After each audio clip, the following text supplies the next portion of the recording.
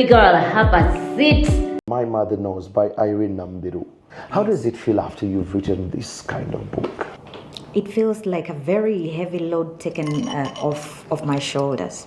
So there's a point in my life, you read about it, I explain it so well, where I said, if anything happens to me, my mother knows. Because she knew everything, but still decided to lie.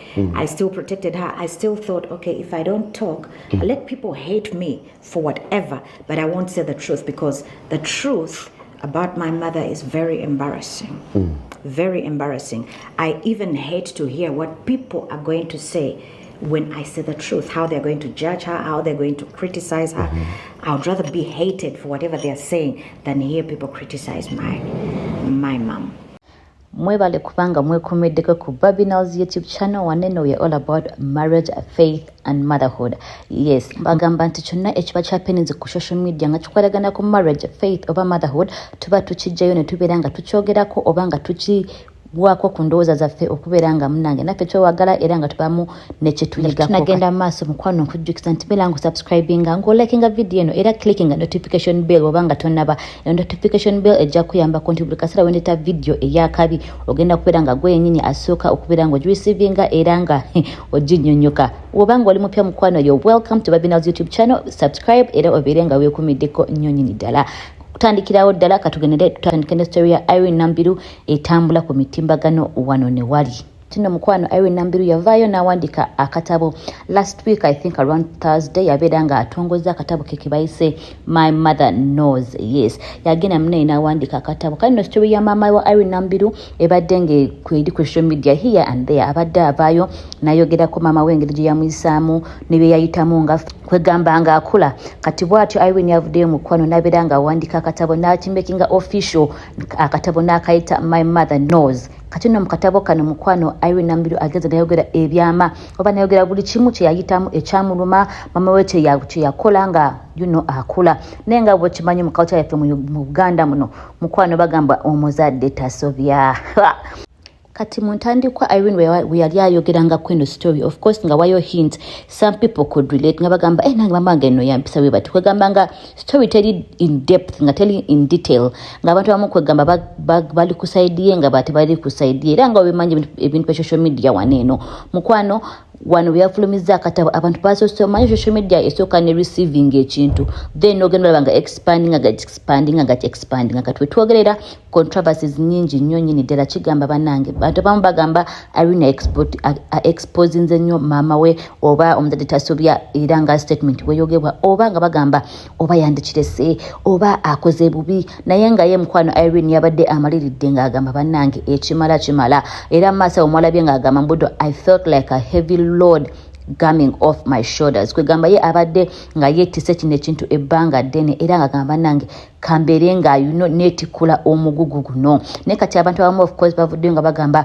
mama muzadde tasobya, mama omwabiza nnyo, tewandikoze bwotyo. Naye ye mukwano bwatyo was sticking to her truth. Kati mukwano social media in-laws bavudde abamu of course abamumanyiko family ye ne baleta another side of the story nga bagamba mama otu yakuyisa bwati wano ne wali. Era nga we batyo bagamba akatabo tekabadde necessary. Kati nawe wenkubuliza mukwano goloza Irene yakoze kyabadde kibi, yakoze ensobi oba gwe nawe omuzadde asobye bubu kusaidi omuzadde asobya oba omuzadde tasobya. Mukwano omuzadde tasobya oba omuzadde tayogerwa.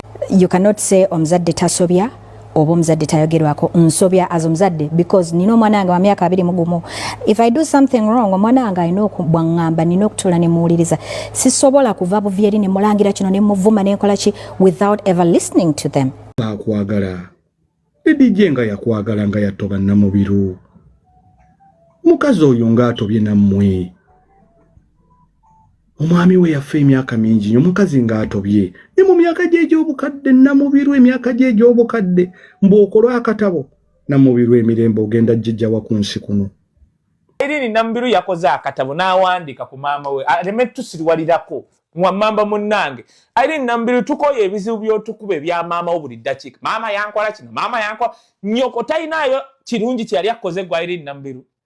Kati otuuka omuwandika mu akatabo wandika ku Bukenya. Yes, wandika onayimba ne Juliana. Nekati godidde nnyoko yakuzaala byonna byayitamu oba yasiriwala oba yakola ki mama tasobya omuzadde tasobya. Who said?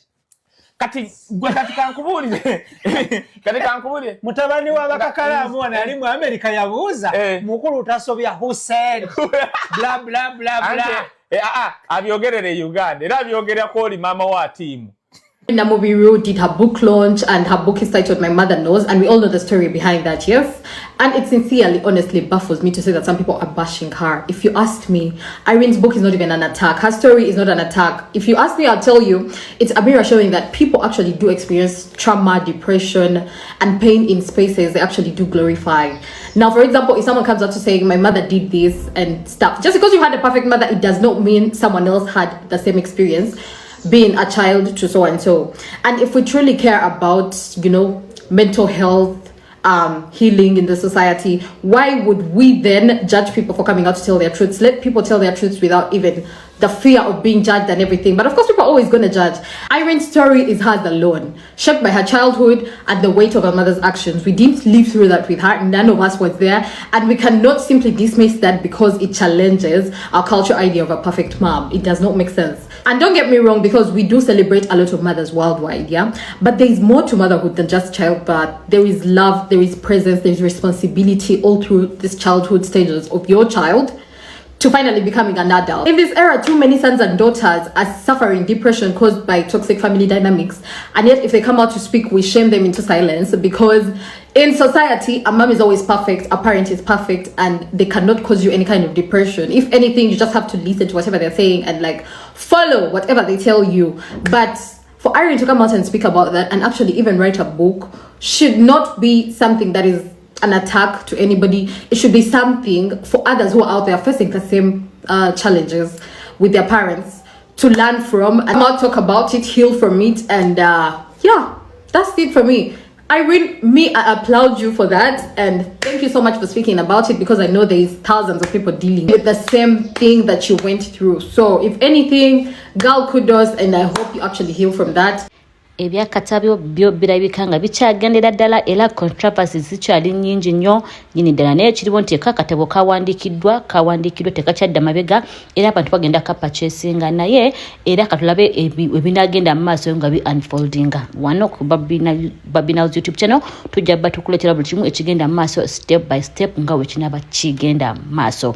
Kakati no mukwano katugendeko ko wano ewa Chosen Becky katono naye tulabe ekigenda maaso eluyi eyo. Anti mukimanyi, for us we are all about marriage, faith and motherhood. Katono Chosen Becky abadde alabikibwa nnyo mu mawulire, of course, okuba wrangles, okuba proposal n'avayo nti of course ayagala bbawo omuntu omulala nebivaayo bwe bityo nga social media abadde nayo agiwambye for over 3 weeks nga tuli ku Chosen Becky. Chosen Becky of course ngavayo ngakola ebintu ebimu nga abantu bamuwagira of course Single Mothers Association nga bo mukwano bali kusaidie nnyo nyini ddala naye ku luno yagenze n'akulumya ebifaananyi of course ngali mu ddwaliro Chosen Becky banange.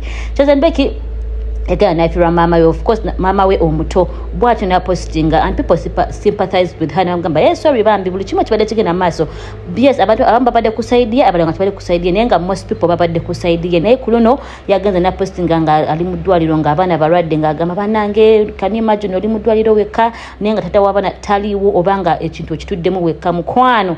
Kuno ba social media bamuviridde ne bagamba naye tukukoye je ebintu mu public tukukoye sympathy yo nayo wafula omuntu mulala single mother kwegamba kuno abantu bamulaga nti bambi it is becoming too much and we are really tired. Katusubire mu Chosen Becky mutunda agenda kuberanga akendeezako ku kaliro kubanga bambi ye abadde abumbudde nga yiseewo nnyo. So bambi social media in-laws kulu bamulaze nti mukwano byokola kati tubikoye ate era nga you're not the right person era nawe okubeera nga avaayo okwogera oli omwami omulala oba naye era wetukeredde nga posta agisiza wansi katusubire nti naye anabira afunyemu ekyokuyiga ekirala. Mukwano no side za social media za relationship ne marriage ne motherhood nabyo bintu byokya nnyo nyini ddala era katugendeko ku Shamim Malende tulabe nayo ekivaayo ku eruyi eyo.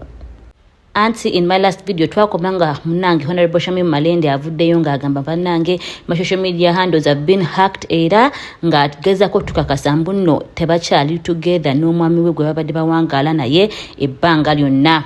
Mukwano nga gambu nno abayali alinganga akonfaminga mbu nno ebintu by'oboogera ku social media mutakyalina ono omwami byali bituufu. Era bw'atyo yatugamba nti buli muntu anakola business n'ono omwami ajja kuba agikoze on their own risk, tebakyali bombi. Kati munange ebbanga lyayitawo, of course nomi n'abayo was his side of the story n'agamba banaye social media handles omukyala nga wayogera sinaba kuzitwalako kwegamba balinamu family of course issues, relationship or marriage issues. So mwami naye bambi n'abayo na side of the story n'agamba nange nze omwakyala simukolangako buzibu bwonna naye bino marital problems ngeyo mubimanyi so bingi bitambula ku social media naye nga wetwogerera kati Honorable Shamim Malende birabikanga ebintu mukyukidde kubanga kiringa ekiraga nti mukyala Shamim Malende ye yabadde ya moving on into the next relationship naye nga omwami ye kirabikanga bamulesi batyo buterere so byo bitambula naye nga Tusuubira social media tegenda kubeera nga